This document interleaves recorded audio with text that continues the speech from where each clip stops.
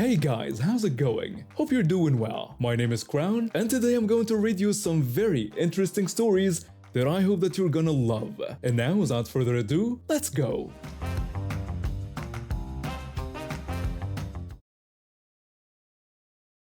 I signed up for pathophysiology thinking it would be challenging but manageable. What I didn't expect was for half my grade to hinge on a group project with someone who treated college like an extended vacation package. The professor announced groups during the second week. I ended up with two girls who seemed reliable, and then there was this guy. One of the girls in our group had been eyeing him since orientation, and she practically begged us to let him join. She kept going on about how smart he seemed, how he'd be such an asset to the team. I should have trusted my gut when I first met him. He showed up late to our initial meeting, didn't bring any materials, and spent most of the time scrolling through his phone. The project was worth 50% of our final grade. 50%? The professor made it crystal clear that this wasn't something you could throw together the night before. We had the entire semester to work on it, and she expected nothing less than excellence. Our first few group meetings went well enough. The two girls and I divided up the research, set deadlines, and created a shared document where we could all contribute. We added him to every group chat, tagged him in every message, and sent him calendar invites for every meeting. He never showed up. The texts went unanswered. The Facebook messages sat unread. Meanwhile, his social media was a constant stream of beach photos and cocktails. One week he was in Cancun, the next week the Bahamas, then back to Mexico. I started to wonder if he actually remembered he was enrolled in classes. My group mate, the one who'd insisted we include him, finally got a response when she sent him a flirty message. He replied within minutes. She tried to steer the conversation toward the project, but he kept changing the subject. When she directly asked when he could meet, he said he'd check his schedule and never followed up. Months passed. The three of us met at the library every week, sometimes twice a week. We compiled research, wrote drafts, revised everything multiple times. Our project was coming together beautifully, but we had a gaping hole where his contribution should have been. Then, 1 week before the deadline, my phone buzzed with a message in the group chat. He was asking what pages he needed to read for his part. I stared at my screen in disbelief. The two girls and I had a quick video call, and we all agreed on the same thing. We'd give him one last chance. We sent him a detailed breakdown of exactly what he needed to do, which chapters to review, and what format his section should follow. We basically handed him a roadmap. He thanked us and said he'd get it done. That was the last we heard from him. The day the project was due, the three of us showed up early. We kept checking our phones, hoping he'd at least send us something we could quickly incorporate. Nothing. We tried calling. Straight to voicemail. We sent increasingly frantic messages. All ignored. We approached the professor before class started. She was organizing papers at her desk when we walked up. We told her we needed to talk about our group member. We showed her everything. Screenshots of months of ignored messages. Pictures of him partying abroad while we were in the library. The conversation from last week where we'd laid out exactly what he needed to do. Her expression grew darker with each screenshot. She told us this was completely unacceptable and said she was emailing him right then. She pulled up her laptop and typed furiously. She copied the department head on the email, and the message was blunt. He had 1 week to submit his portion or receive a 0. The rest of us would be graded on our work alone. That week came and went. No response, no submission, no excuse. The professor gave him a 0. We later found out he'd been failing every exam all semester. This project was his last chance to pass the course, and he'd blown it. Word got around that he had to retake the class over the summer. The course cost $1,300. A few months later, I was in the college bookstore with the girl from my group who couldn't stand him. We were looking at textbooks for next semester when I heard shouting. I turned around and saw him standing there with a woman who I assumed was his mother. She was walking towards us, her face red. She started yelling that we'd ruined her son's life. She accused us of harassing him constantly and claimed we made it impossible for him to do his work. Then she threatened that she was going to make sure neither of us ever worked in this field. People were staring. My group mate and I just stood there, frozen. I tried to tell her we had proof, that we tried to include him in everything. She called us liars. Security showed up and escorted her out, but she was still screaming threats when they led her away. I found out later that she sat on the board of directors for the Public Health Alliance. She was a big deal in our field, which made her threats feel very real. Then the college meeting started. She filed complaint after complaint, claiming we'd harassed her son. He backed up every lie. Despite having screenshots proven otherwise, the college took the complaints seriously. My friend and I were told we needed to avoid any contact with him whatsoever. If we were seen near him, there could be disciplinary action. Our schedules became a nightmare. We had to rearrange classes, change our study spots, and constantly look over our shoulders. This went on for 2 semesters. Our final year of college was consumed by avoiding someone who'd done nothing but ignore us. I was venting to a friend one night, someone who worked as a night shift supervisor for the security company that had contracts all over town, including at our college. We were at his place playing video games when I mentioned what happened. He asked me when it had happened and where, specifically at the bookstore. I told him the date and approximate time. He told me he could pull that footage and asked if I wanted to see it. He drove me to campus after hours. His office had access to all the security recordings. He pulled up the footage from that day and there it was. Crystal clear video and audio of her screaming at us, threatening our careers, arguing with security. He recognized her immediately and told me she'd pulled the same thing at another site he worked. His bosses had told him to keep quiet about it. I asked him if he could send me the video. He looked at me seriously and said he didn't send me anything, making sure I understood what he meant. I nodded. He emailed the footage to my personal account. Over the next few days, I tracked down the names of every other board member. I sent each of them the video with a simple subject line about board member conduct. I never got replies. I just waited. The following week, she was voted out. She lost her government position. Last I heard, she was working at a nursing home. Her son never graduated and ended up at a call center. My friend and I both got full-time jobs right after graduation. And my security guard friend, he got hired by the police force. I graduated high school months ago. The summer heat was brutal, and I needed money for college in the fall. My older sister told me about a new hardware store opening up downtown. She said they were hiring anyone who could show up on time and lift heavy things. That sounded manageable. The place was massive. Our town had maybe 5,000 people, but this chain store acted like we were a city. They brought in truckloads of lumber, paint, tools, and everything else you could imagine. The parking lot stayed packed from opening to close. All the smaller shops around town started looking emptier every week. The local lumber yard cut their hours. The equipment rental place that my uncle used to manage laid off half their staff. This new store was swallowing everything. I got hired to work in loss prevention. The title sounded fancier than the reality. Mostly, I moved pallets around, trained new employees on safety procedures, and reorganized inventory. My actual boss was this woman in her 40s who handled all the serious stuff.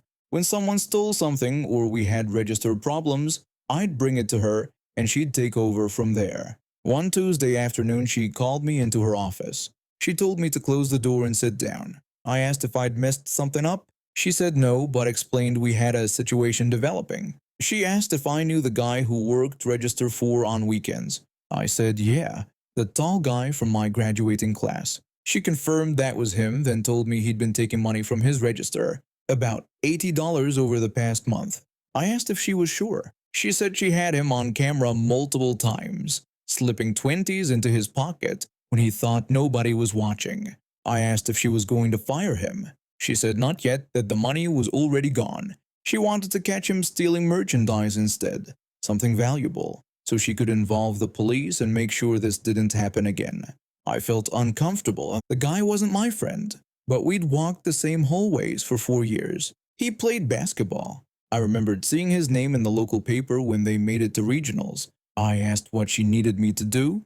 She said nothing, just not to mention it to anyone. She was changing his schedule to closing shift that Thursday. Most of management would be gone. If he was going to try something, that's when he'd do it. Thursday came around. I worked until 6 and left. The next morning I showed up for my usual Friday shift and the whole store felt different. People were whispering in the break room. Someone said the police had been there last night.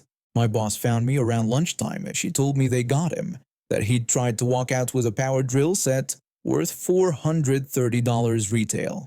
I asked if it happened last night. She said she'd stayed late and watched him on the cameras. He took out regular trash to the dumpster twice. The third time he carried a box straight to his car. She walked out there and brought him back inside. I asked what would happen now. She said the paperwork was done and he'd signed everything, admitting to the theft. Combined with the register money, the total came to over $500.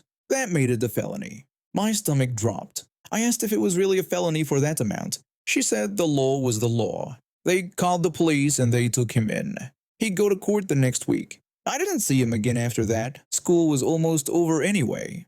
Word spread fast in a small town. Everyone knew what happened within 2 days. His parents tried to keep it quiet, but the court system doesn't care about privacy. The judge gave him community service, 60 hours picking up trash along the highway. But the real punishment was a felony conviction on his record.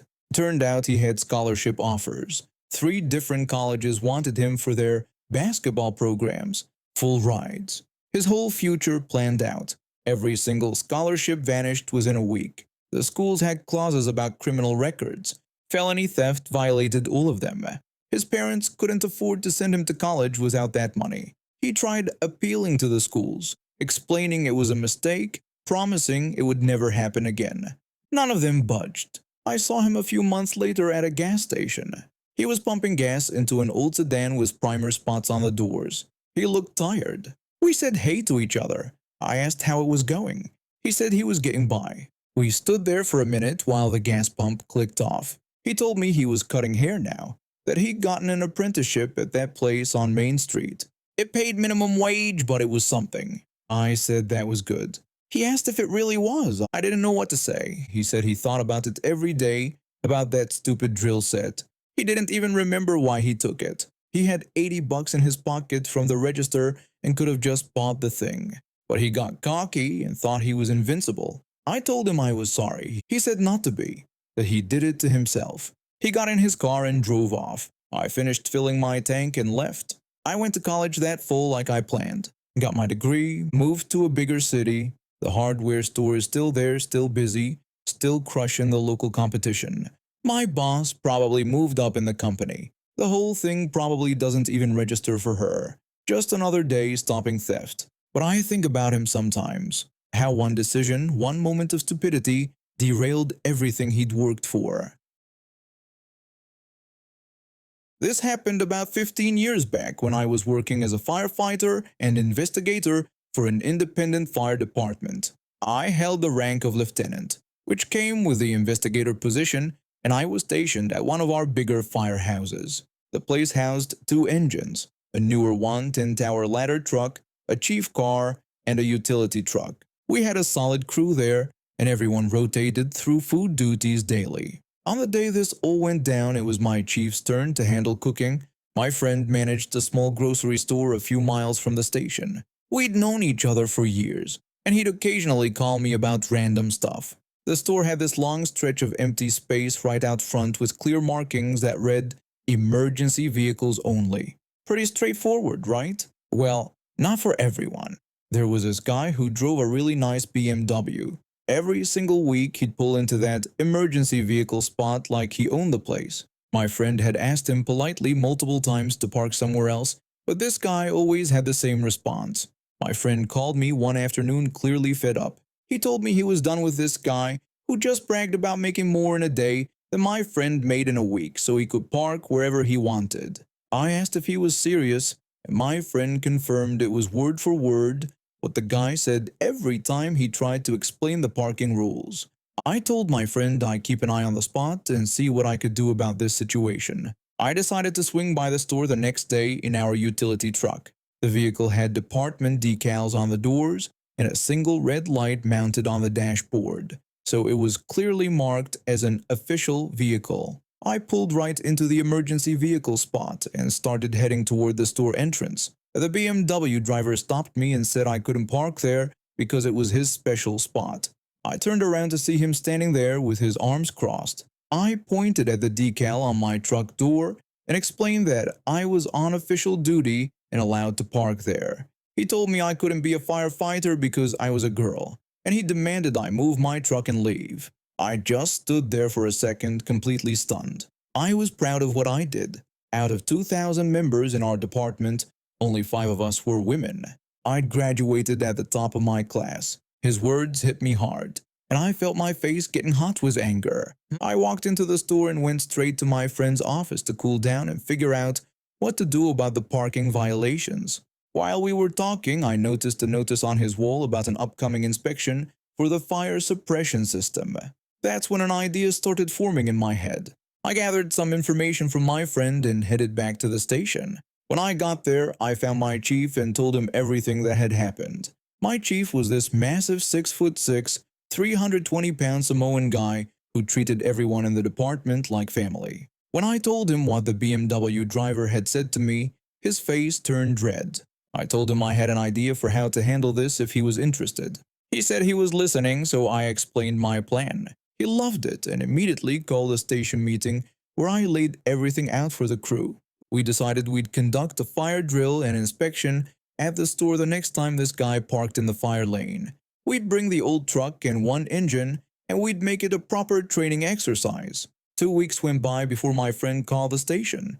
He told me the guy had just parked there again. I said that was perfect and we'd be right there. Just before I was about to thank him and hang up, I heard his fire alarm go off in the background. I quickly threw on my investigator uniform over my turnout gear, told the chief, and we dispatched the trucks. I rode in the Quint, my heart pounding the whole way there. When we arrived, there was the BMW sitting pretty in the emergency vehicle spot. I gave the crew their instructions. One engine blocked the car from the front while the truck parked right beside the driver's side door. The engineers started setting up the ladder, deploying 4 large and heavy support struts. One of those struts came down right on the front of the car's hood with a loud crunch. The alarm was still blaring. One of our linemen broke the car windows and ran a large 5-inch hose from the pump through the front seats to reach the standpipes. I went inside to find my friend evacuating people because of the alarm. Then the BMW driver came rushing out. He saw his car and completely lost it. The guy started yelling about what I'd done to his car and how I was going to pay for it. I stepped outside and called police dispatch, requesting officers at the location because someone was impeding a fire operation. 3 officers showed up within minutes. I walked them outside where the BMW driver was still screaming. When he saw me, he charged right at me and yelled that I did this and would pay for every scratch on his car. I warned him that he needed to back up right now or he'd be arrested for assault and interference with a fire investigation. He didn't listen. Instead, he shoved me hard. The 3 officers and I immediately tackled him and got him in handcuffs. He was still yelling when they read him his rights. The officer told him he was under arrest for assault and interference with a fire operation and his vehicle would be towed for parking in a fire lane. The guy ended up with 12 months probation and a $500 fine for the parking violations. His BMW was towed away, and from what I heard later, the damage was so extensive that the car was totaled. He lost his precious BMW and learned an expensive lesson about respecting emergency vehicle zones. I never saw him at that store again. My friend called me a few weeks later to tell me the emergency vehicle spot had stayed empty except for actual emergency vehicles. And now we have reached the end of today's stories. Thank you for watching, and see you next time.